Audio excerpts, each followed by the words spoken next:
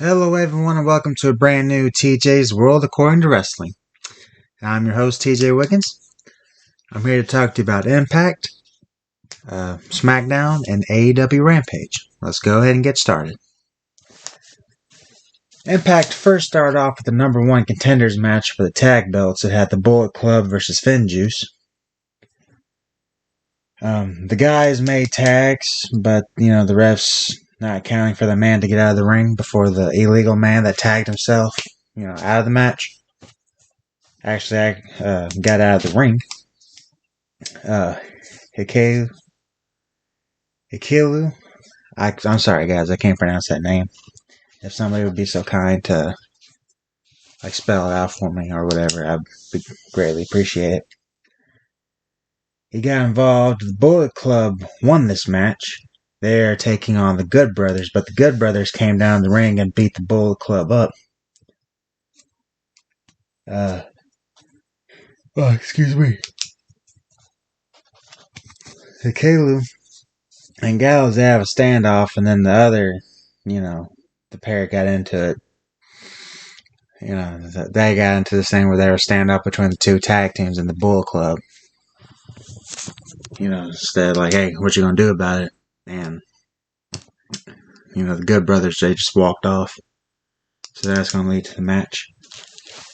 Next, we had Suzuki beats the guy in the Influence, whatever his name is. It was a squash match. Decay versus the Undead Bridesmaids. I don't see why they don't just throw them, the Undead Bridesmaids, into the fucking faction of Decay. They're the same damn thing. But the inspiration to come out to observe the match, Decay won very quickly to make themselves strong. Then the inspiration, to prove that the inspiration's plan didn't work. And how they're actually going to be going into Turning Point as fresh as a daisy. Next, there's a great promo by Rhino and Heath. He says that he's going to cleanse himself of the poison that was put there by Goring Young, to get his revenge. Next, we had Mercedes Martinez.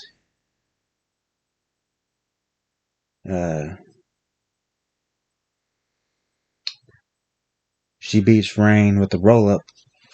Madison Rain. And then, after the match, Madison Rain and Tenille Dashwood, they beat up Mercedes Martinez. So that's going to continue that program. And for the main event, we had a triple threat match between W. Morrisley, Eddie Edwards, and Matt Cardona.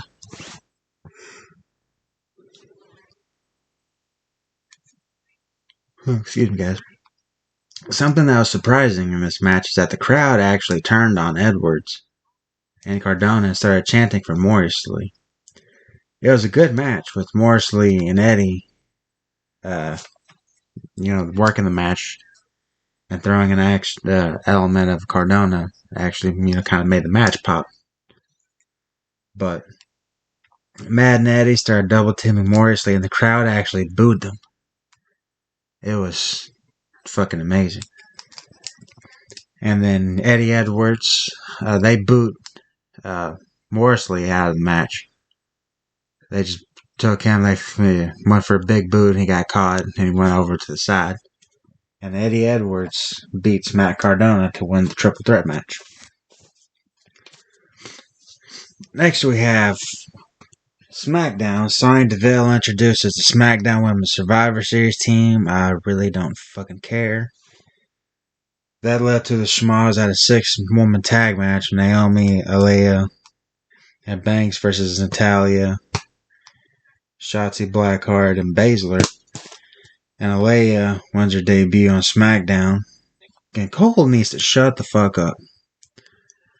All of his damn screaming and yelling. I had no idea what the fuck he was saying, and he was giving me a goddamn headache. So he needs to fucking tune that down or shut the fuck up. And Charlotte cuts a promo about Lich. The Tony Storms comes out there and challenges Charlotte. That's going to lead to a match later. Sami Zayn versus Jeff Hardy, where the loser is off the Smackdown Survivor Series team. And Jeff Hardy hits a Swanton Bomb on Sami Zayn, and he loses. So Sami Zayn, who used to be the leader, the captain of the team going into Survivor Series, is now off the team. So they're going to have to replace him with somebody else.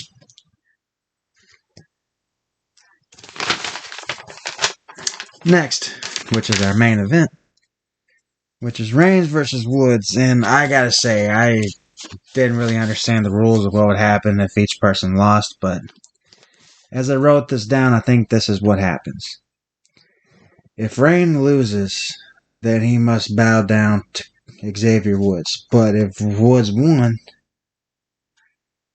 Reigns would have to bow to him, and he would get a future title shot at the Universal title.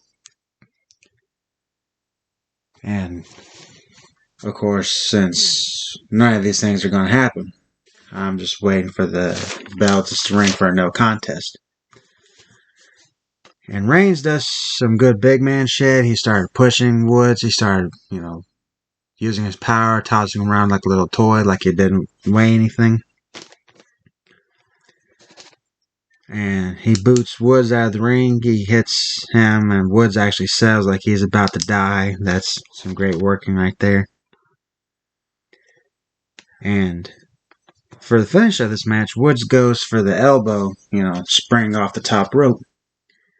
And he actually hits it on Reigns, and he's about to pin him, but right as the ref's hand was going down for a 3 count, the Usos got involved, and they start beating Woods up. And what do you know? A no contest. Exactly what I thought it was going to be. But in all honesty, I can't pat myself on the back because goddamn, you had to know it was coming. So that's SmackDown, and now we go head on to Rampage, which is the go-home show before AEW Full Gear, which is going to be happening tonight. And this was a great starting match. Bryan Danielson versus Bobby Fish. There are some references to the Undisputed Era thrown in there, with Jericho saying that is undisputed in their old catchphrase. Excalibur is being a fucking idiot. See? Because Fish is working on the shoulder of Jungle Boy, weakening him up for Cole like what he said he wanted to. And the commentators were talking about how a separated shoulder and how it could lead to severe pain and it could actually take you out of action. That it will take you out of action. And this fucking idiot says that it could take him out of action. He is so fucking stupid. If you have a separated shoulder, you're a goddamn well not going to be in the fucking match the next night. That's fucking ridiculous. That is so fucking stupid. Jade Cargill squashes Santana Garrett. I'm just waiting to continue on to the next round of the TBS tournament. Waiting to see when the next round of those matches are going to happen. And Dante Martin beats Arya Daivari. I don't know yet if Daivari is under a permanent contract, a full-time contract. But it was a great match, man. Martin was flying all over the place. He gets some great fucking elevation. And Martin wins with a, super high. I mean, goddamn, he jumped like 4 feet in the air off the top rope. And it's a springboard moonsault, and he wins. And Taz offers him a spot in, Team Taz. But he has the contract, and they didn't say that he'll give him a chance to think about it or anything. It just kind of awkwardly, we'll go on to our next segment of the show, but I think that's what should have been said. But next we have the main event, which is Orange Cassidy versus Matt Hardy in a lumberjack match. And Matt offers $20,000 for the person to take Cassidy and the best friend's heads off. So that got all the lumberjacks to start fighting with each other, and after that, you didn't really see them afterwards. They were all outside, selling, being hurt. But for the finish of this match, the match was alright. I mean, it wasn't spectacular or anything. It has Orange Cassidy in it, so you only can get so much out of it in the first place. But the blade hits Cassidy with brass knuckles, and Hardy hits him with a twist of fate, and he beats him. So this is a program that's going to continue. I'm not really sure for how long, but it's damn sure still going to continue. But, hey, I can't wait for AEW Full Gear. Write down in the comments what y'all think the show is. And hey, thank you all for listening, everybody. Don't forget to like, share, and subscribe. And I'll say it again. Thank you all for listening, everybody. And bye-bye.